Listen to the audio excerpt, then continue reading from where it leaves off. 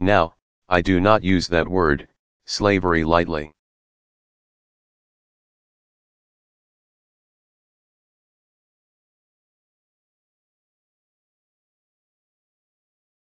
It evokes obviously one of the most painful chapters in our nation's history.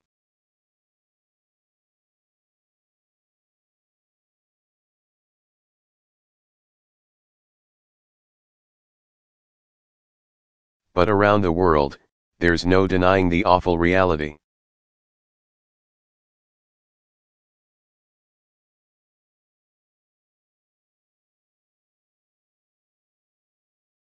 When a man, desperate for work, finds himself in a factory or on a fishing boat or in a field.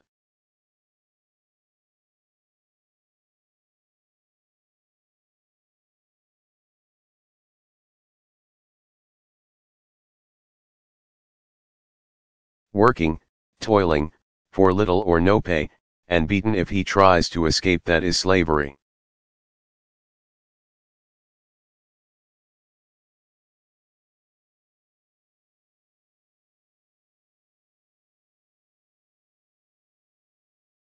When a woman is locked in a sweatshop, or trapped in a home as a domestic servant.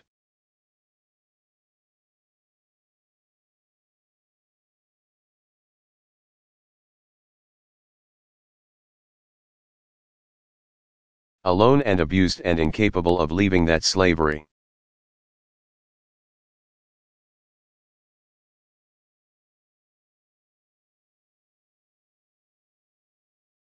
When a little boy is kidnapped, turned into a child soldier, forced to kill or be killed, that's slavery.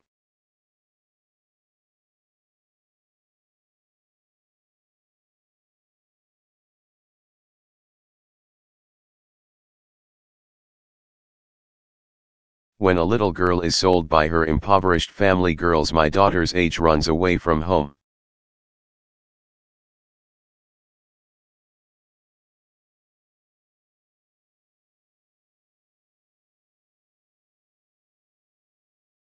Or is lured by the false promises of a better life.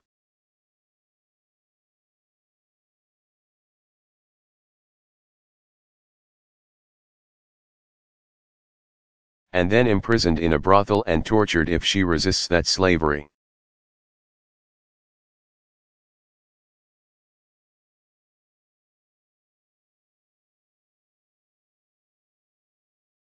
It is barbaric, and it is evil, and it has no place in a civilized world.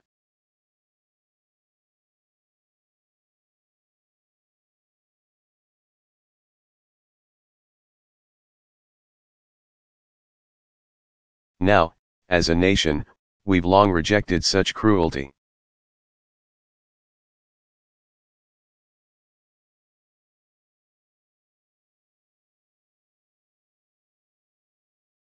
Just a few days ago, we marked the 150th anniversary of a document.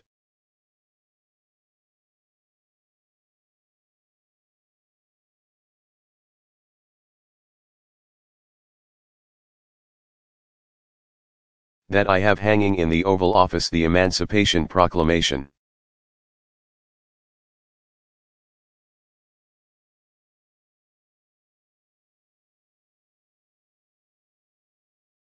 With the advance of Union forces,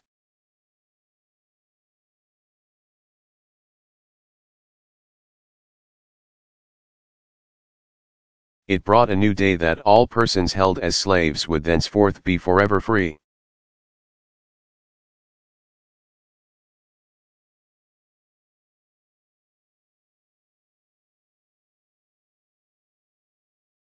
We wrote that promise into our Constitution.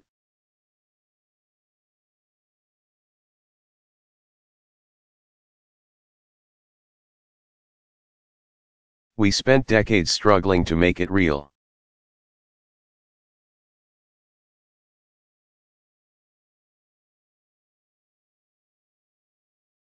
We joined with other nations in the Universal Declaration of Human Rights.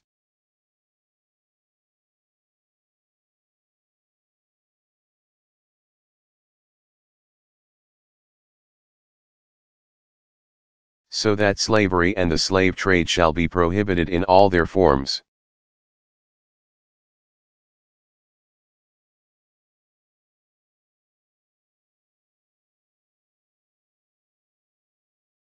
A global movement was sparked, with the Trafficking Victims Protection.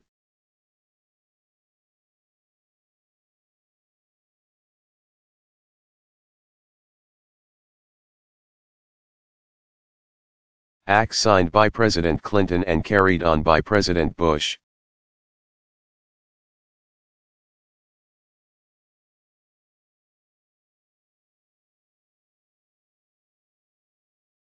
And here at CGI, you've made impressive commitments in this fight.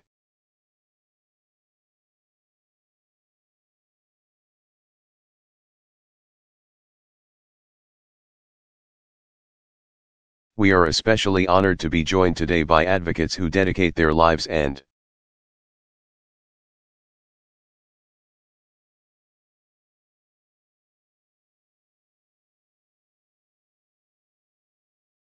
at times, risk their lives to liberate victims and help them recover.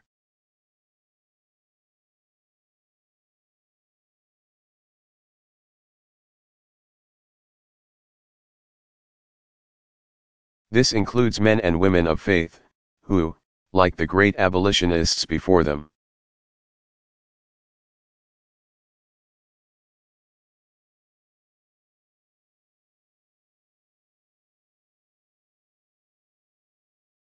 are truly doing the Lord's work. Evangelicals, the Catholic Church, International Justice Mission and World Relief.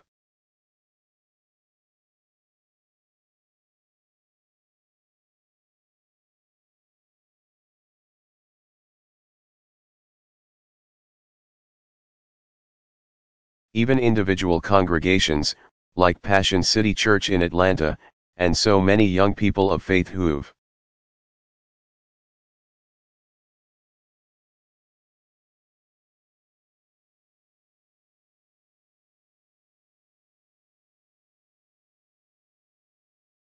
decided that their conscience compels them to act in the face of injustice.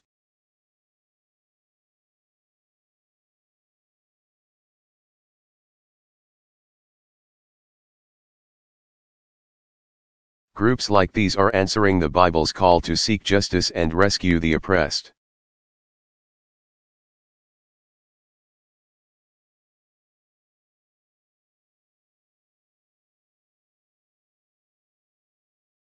Some of them join us today, and we are grateful for your leadership.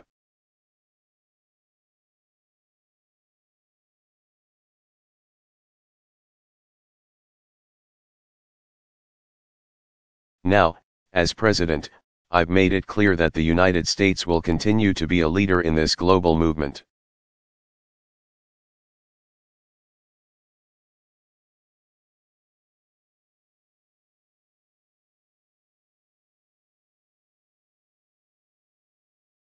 We've got a comprehensive strategy. We're shining a spotlight on the dark corners where it persists.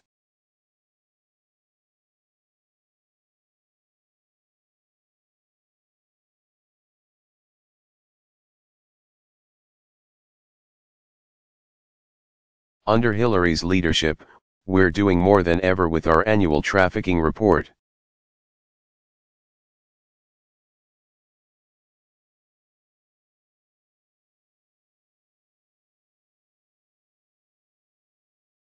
With new outreach and partnerships to give countries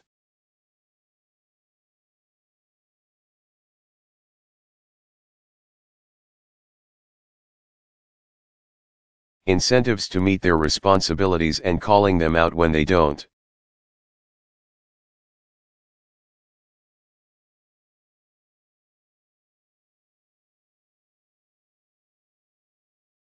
I recently renewed sanctions on some of the worst abusers, including North Korea and Eritrea.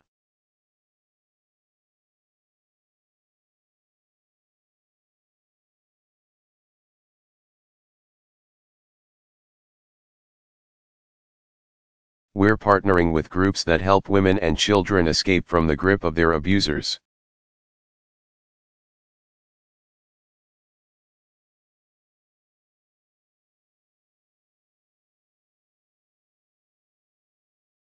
We're helping other countries step up their own efforts.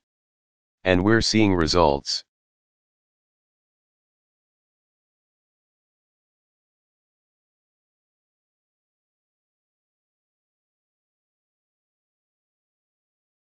More nations have passed and more are enforcing modern anti-trafficking laws.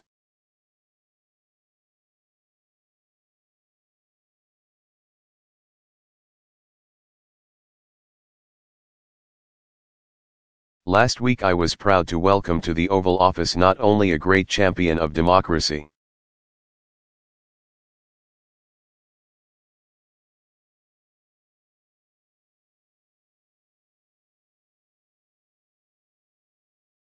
but a fierce advocate against the use of forced labor and child soldiers, Aung San Suu Kyi.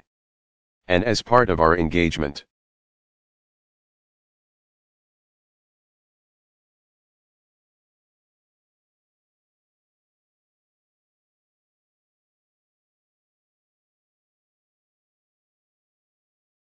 we'll encourage Burma to keep taking steps to reform.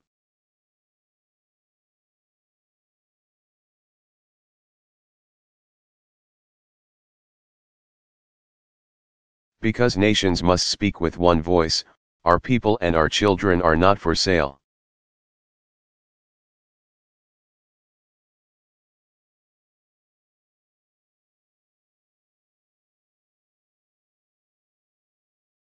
But for all the progress that we've made,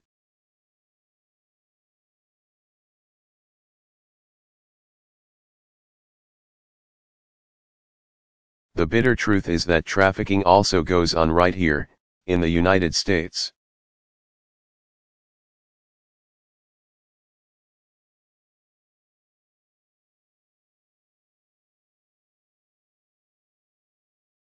It's the migrant worker unable to pay off the debt to his trafficker.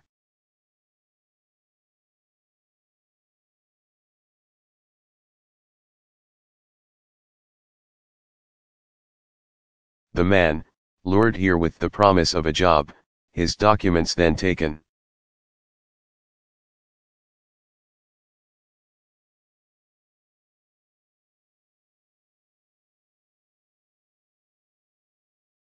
And forced to work endless hours in a kitchen.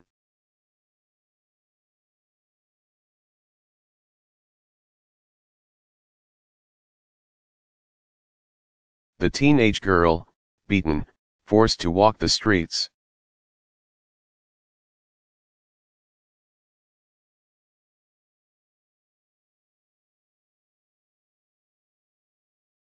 This should not be happening in the United States of America.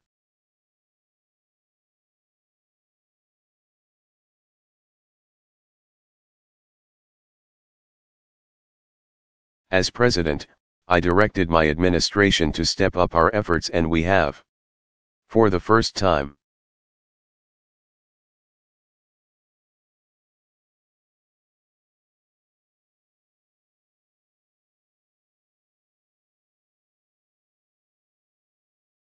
At Hillary's direction, our annual trafficking report now includes the United States.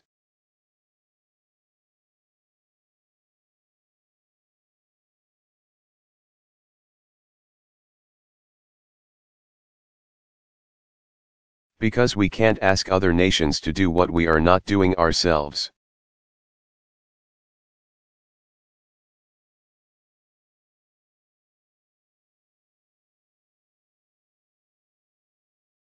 We've expanded our interagency task force to include more federal partners, including the FBI.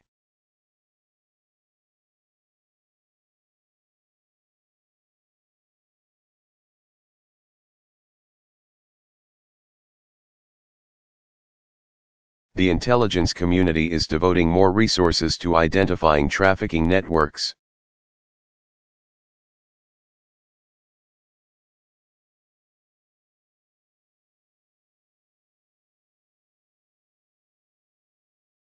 We've strengthened protections so that foreign-born workers know their rights.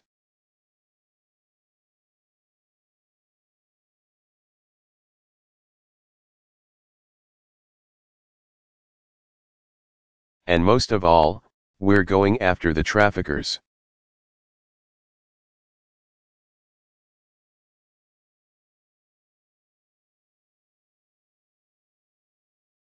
New anti-trafficking teams are dismantling their networks.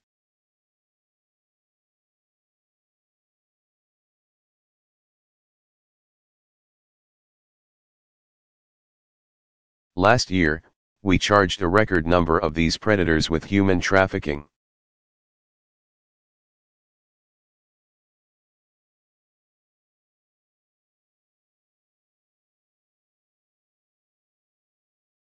We're putting them where they belong, behind bars.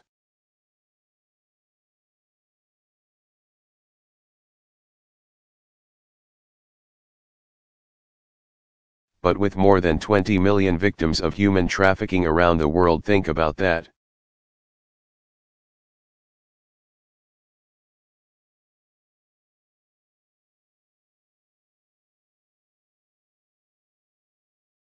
More than 20 million, they've got a lot more to do.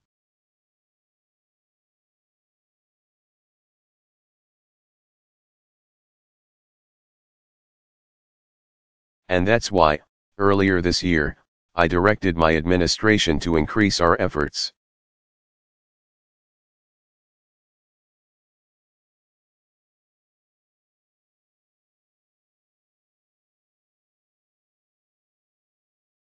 And today, I can announce a series of additional steps that we're going to take.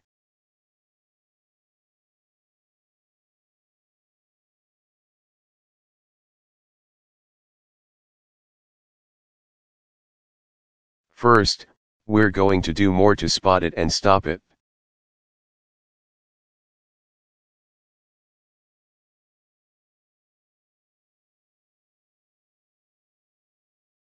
We'll prepare a new assessment of human trafficking in the United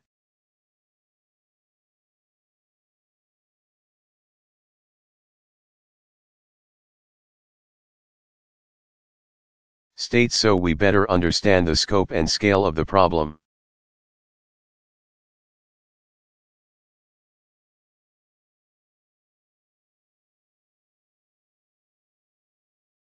We'll strengthen training so investigators and law enforcement are even better.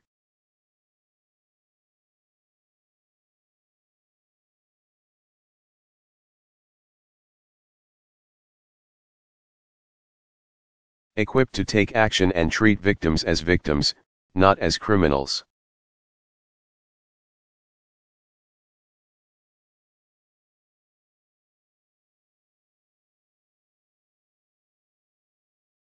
We're going to work with Amtrak and bus and truck inspectors, so that they're on the lookout.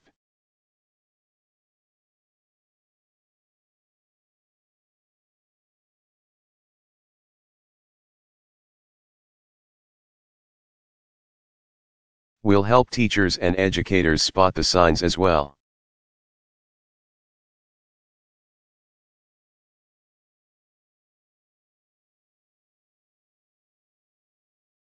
And better serve those who are vulnerable, especially our young people.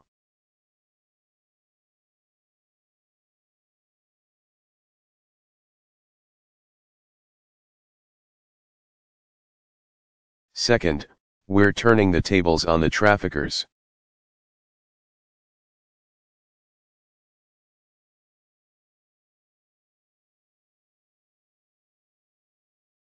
Just as they are now using technology and the internet to exploit their victims.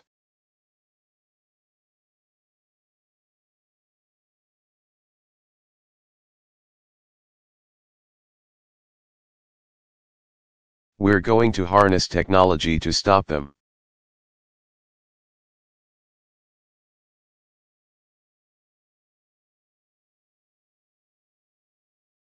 We're encouraging tech companies and advocates and law enforcement, and we're also challenging college.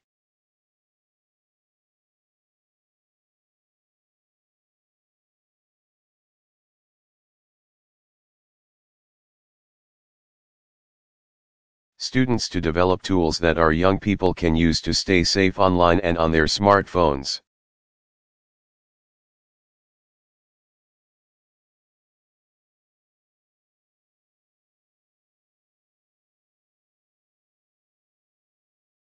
Third, we'll do even more to help victims recover and rebuild their lives.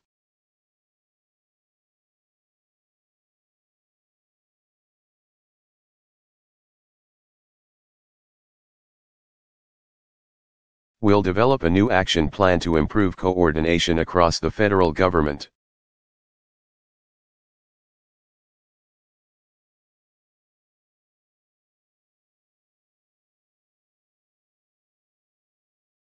We're increasing access to services to help survivors become self-sufficient.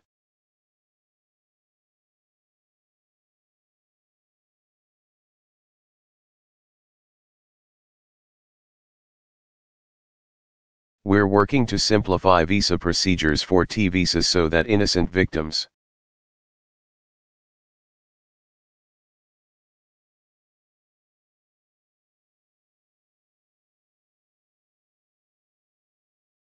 from other countries can stay here as they help us prosecute their traffickers.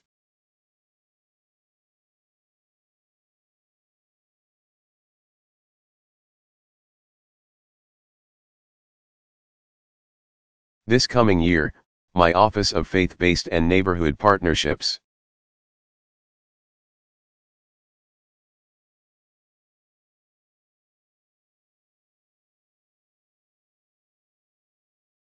will make the fight against human trafficking a focus of its work.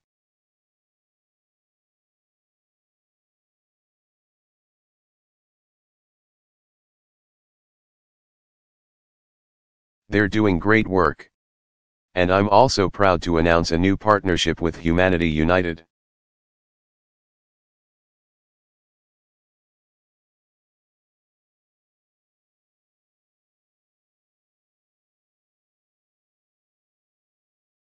Which is a leader in anti-trafficking, a multi-million-dollar challenge to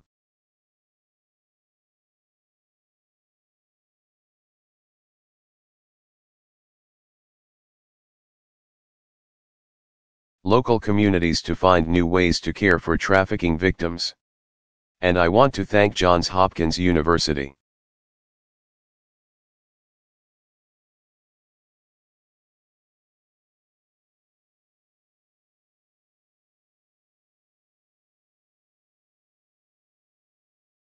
Which will be focusing on how to best care for child victims.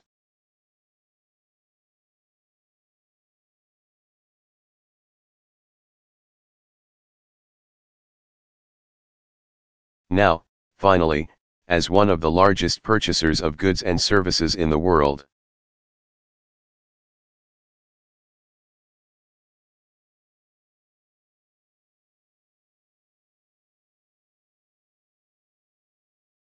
the United States government will lead by example.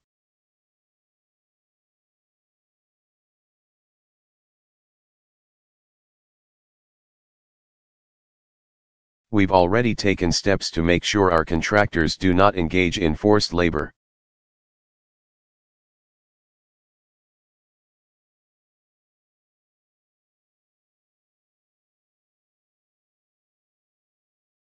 And today we're going to go further.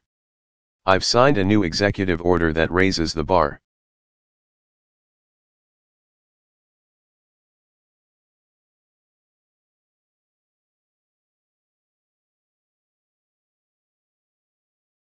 It's specific about the prohibitions. It does more to protect workers. It ensures stronger compliance.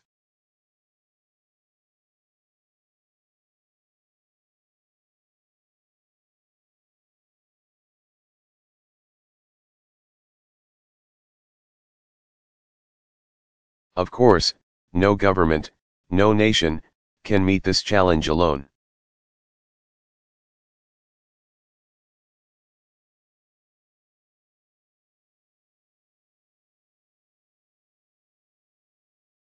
Everybody has a responsibility. Every nation can take action. Modern anti-trafficking laws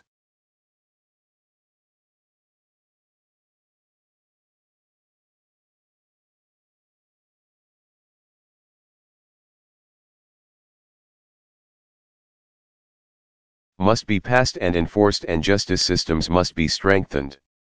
Victims must be cared for. So here in the United States,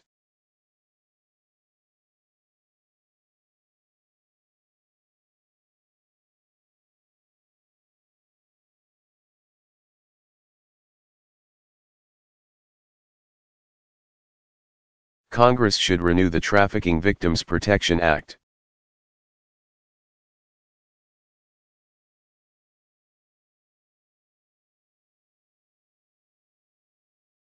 Whether you are a conservative or a liberal, Democrat or Republican, this is a no-brainer.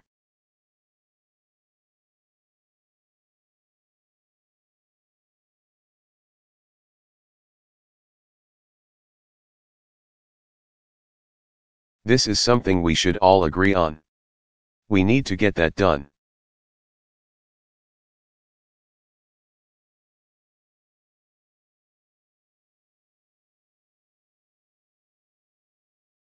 And more broadly, as nations.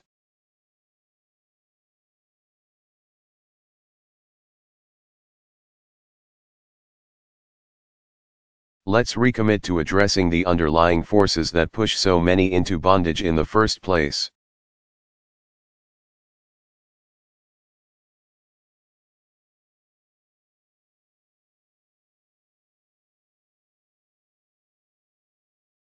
With development and economic growth that creates legitimate jobs.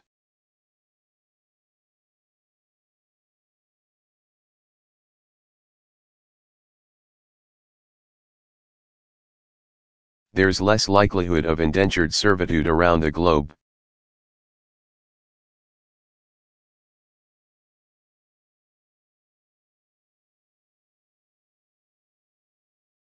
A sense of justice that says no child should ever be exploited.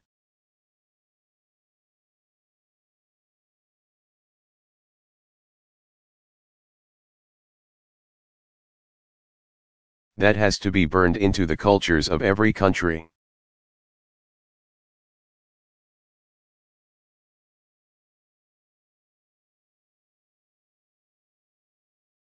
A commitment to equality as in the Equal Futures Partnership that we launched with other nations.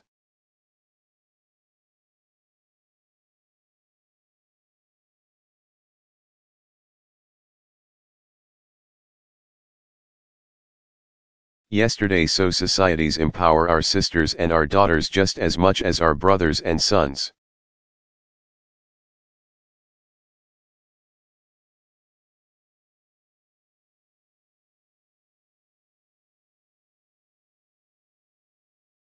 And every business can take action.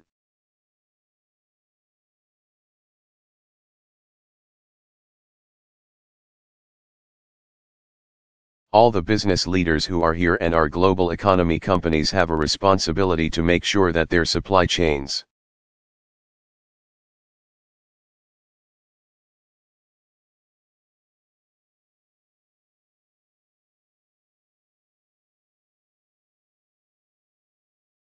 stretching into the far corners of the globe are free of forced labor.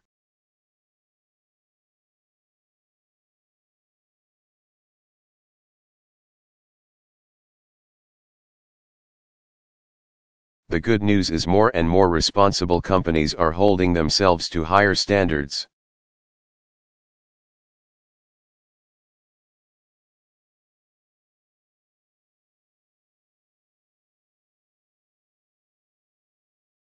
And today, I want to salute the new commitments that are being made.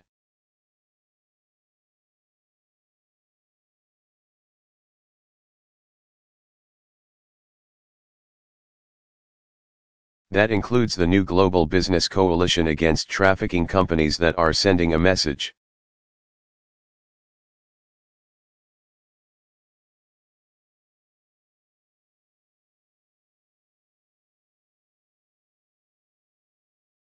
Human trafficking is not a business model, it is a crime, and we are going to stop it. We're proud of them.